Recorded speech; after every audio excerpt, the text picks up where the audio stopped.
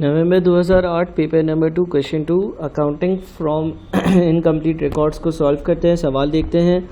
Lee Quinn has $150,000 which he intends to use to fund a new business. The business will commence on 1st December 2008 and expenditure on that date is expected to be as follows. Land and building 70,000, motor vehicles 20,000, fixtures and fittings 18,000. The remaining cash will be deposited in the business bank account. जो बचा हुआ cash होगा वो business के bank account में deposit हो जाएगा. During the first year of business, Lee anticipates the following. Sales $220,000 of which 15% will be on credit. Gross profit as a percentage of sales 45%. Discount allowed 2% of total sales. Discount received, wages and salary सारी चीज़ें दी हुई हैं. At 30th November 2009 projected balances are as follows. फिर 30th November के balances हैं. No outstanding accruals or prepayments are anticipated at 30th November 2009. A में कहता है for the year ending 30th November 2009 calculate the total receipts from debtors. Debtors से जो total पैसा receive हुआ है ना वो कैलकुलेट करो. डेटर्स वो लोग होते हैं जो मुझसे क्रेडिट पर चीज़ें परचेज कर कर जाते हैं. तो अगर डेटर्स से जो पैसा रिसीव है वो मुझे देखना है कि कितना है, तो मैं रिसीवेबल्स का टी अकाउंट बना लेता हूँ. ठीक है, मैं आप लोगों के सामने यहाँ पर पार्ट ए का 1 सॉल्व कर रहा हूँ. पार्ट ए का 1 सॉल्व कर रहा हूँ और मैं रिसीवेबल्स का टी अकाउंट बना रहा हूँ. अब रिसीवेबल्स का टी अकाउंट कैसे बनता है? रिसीवेबल्स का जो टी अकाउंट होता है उसमें कंपनी का पहला साल है ऑपरेशन का. कंपनी ने $220,000 की सेल्स करी है, उसमें से 15% क्रेडिट सेल्स है. तो 220,000 का 15% यानी कि 33,000 की एंट्री क्या पास हुई होगी? Debtors debit sales credit. Debtors debit sales credit 33,000. Debtors debit sales credit 33,000. ठीक है, डेटर्स डेबिट सेल्स क्रेडिट 33,000. अच्छा, उसके बाद फिर डिस्काउंट अलाउड.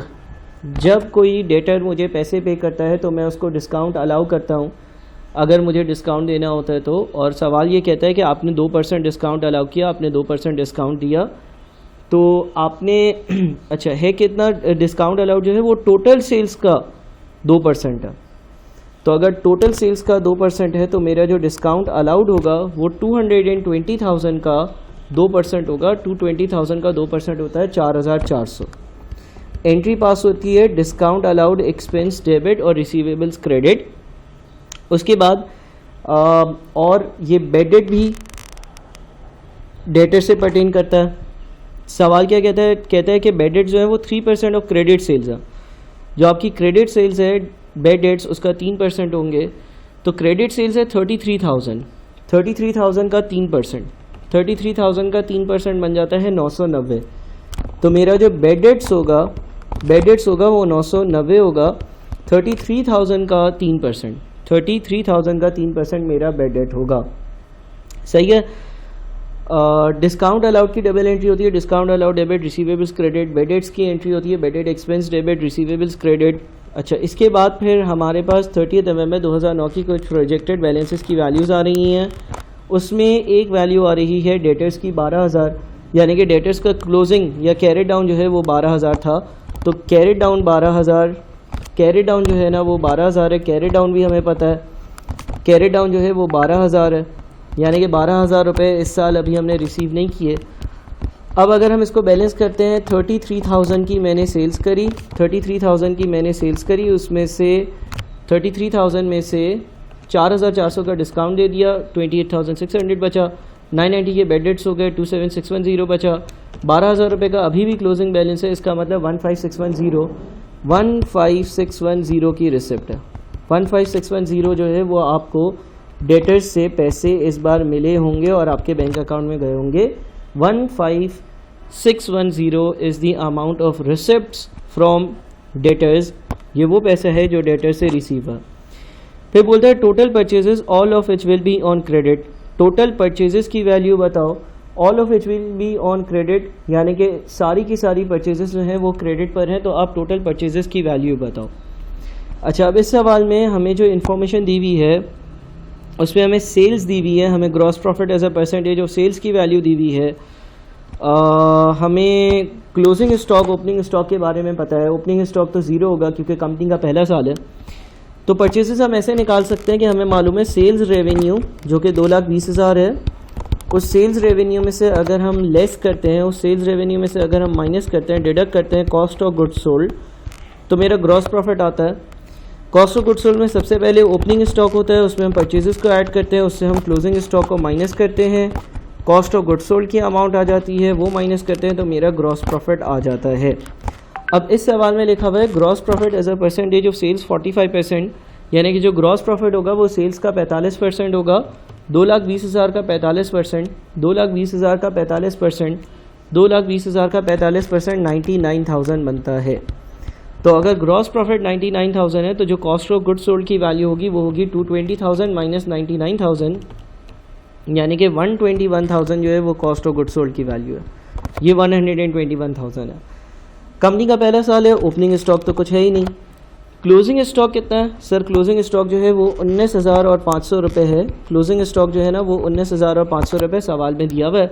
अब बैलेंसिंग फिगर से हम जो है वो परचेजेस निकाल सकते हैं 121,000 माइनस 19,500, तो ये 101,500,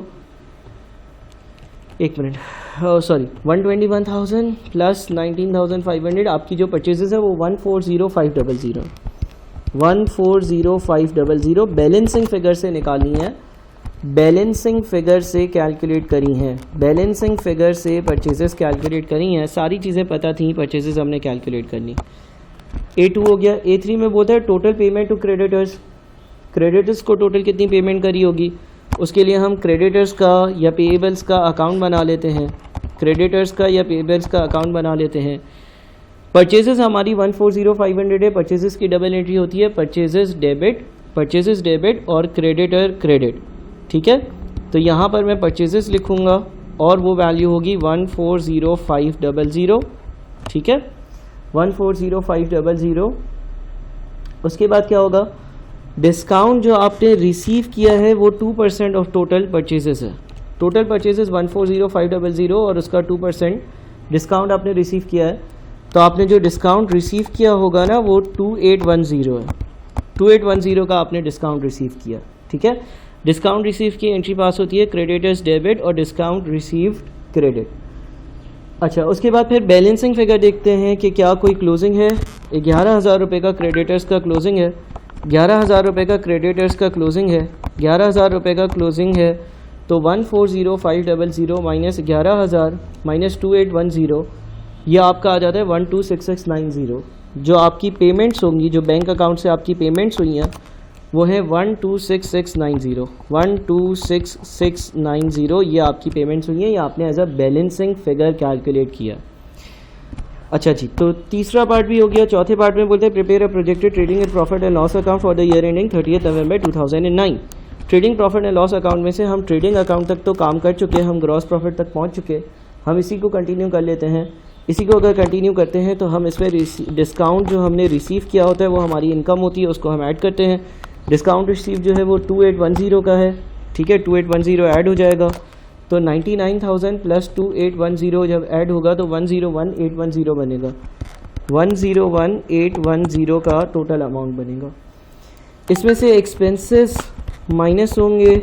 एक्सपेंसेस में आपके पास डिस्काउंट अलाउड है, डिस्काउंट अलाउड जो है वो 4,400 है, डिस्काउंट अलाउड जो है वो 4,400 है, जो आपने डिस्काउंट अलाउड किया वो 4,400 है।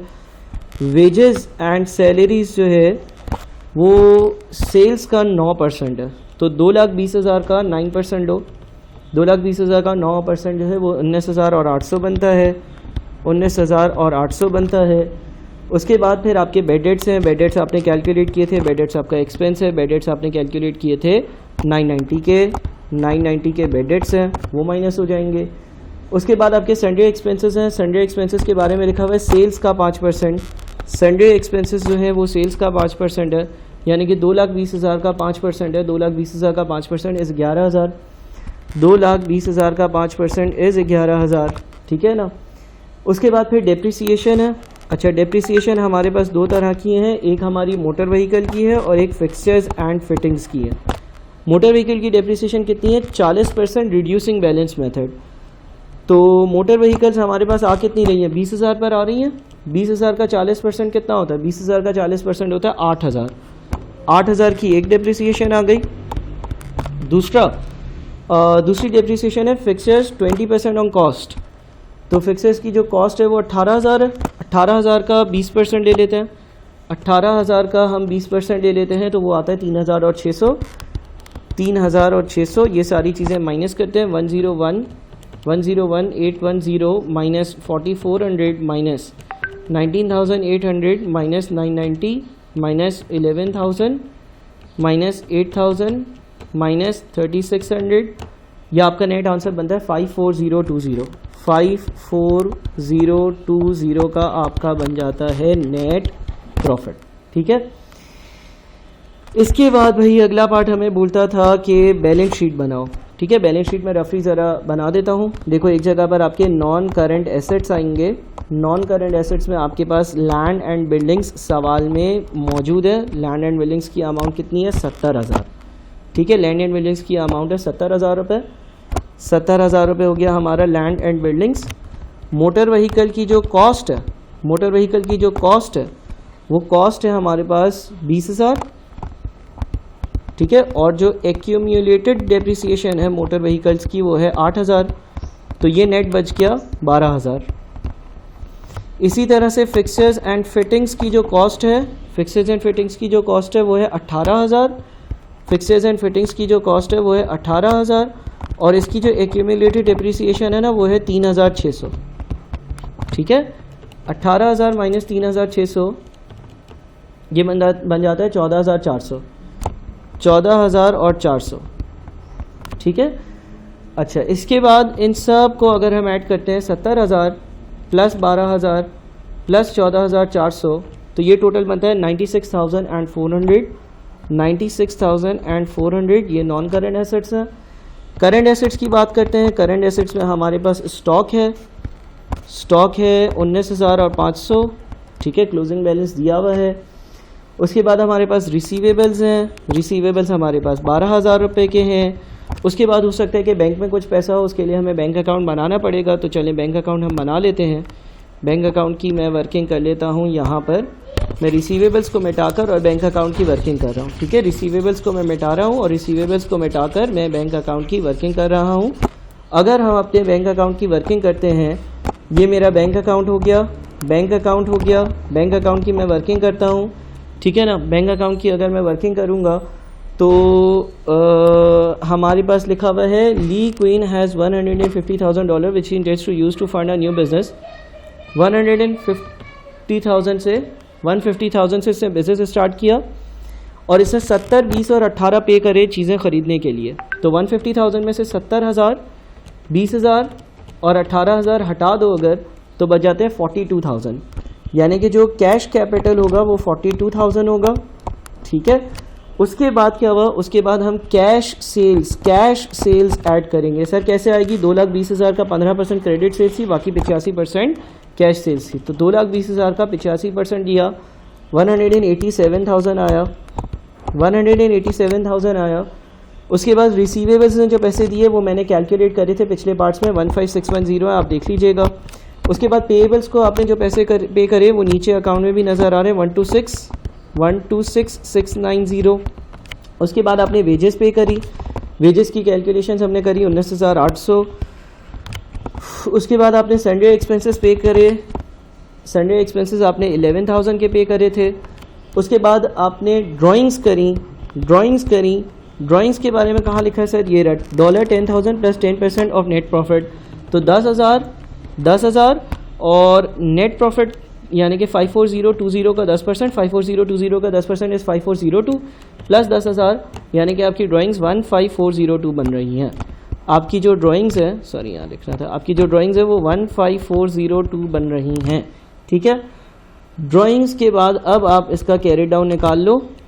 42,000 plus 187,000 plus 15610 minus 126690 minus 19800 minus 11,000 minus 15402 यानी कि ये बनता है 71718। 71718 ये आपका बैंक बैलेंस है 71718, ठीक है, प्लस 19,500 प्लस 12,000, ये टोटल आपका बनता है 103,218, 103,218। करंट एसेट्स में से हम करंट लायबिलिटीज़ देख लेते हैं कि अगर कोई है तो उसको माइनस कर देते हैं। करंट लायबिलिटीज़ जो है उसमें हमारे पास पेबल्स हैं, पेबल्स हमारे पास जो है वो 11,000 के क्लोजिंग हैं, ये सवाल में एज इट इज़ दिए हुए हैं। तो 11,000 हमने इसमें से माइनस किया, 92218 बन गया। 92218 में हमने 96,400 को ऐड किया तो 188,618 बन रहा है, 188,618 ये वैल्यू आ गई। सारे एसेट्स माइनस करंट लायबिलिटीज़, ये इक्विटी के बराबर होना चाहिए।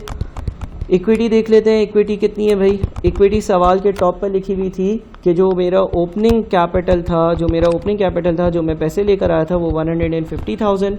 फिर मैंने जो प्रॉफिट कमाया वो इसमें ऐड होगा। प्रॉफिट एंड लॉस अकाउंट में हमने प्रॉफिट कैलकुलेट किया था 54020, और जो मैंने ड्राइंग्स करी वो इधर से माइनस हो जाएंगी, और जो मैंने ड्राइंग्स करी हैं वो करी हैं 15402 की।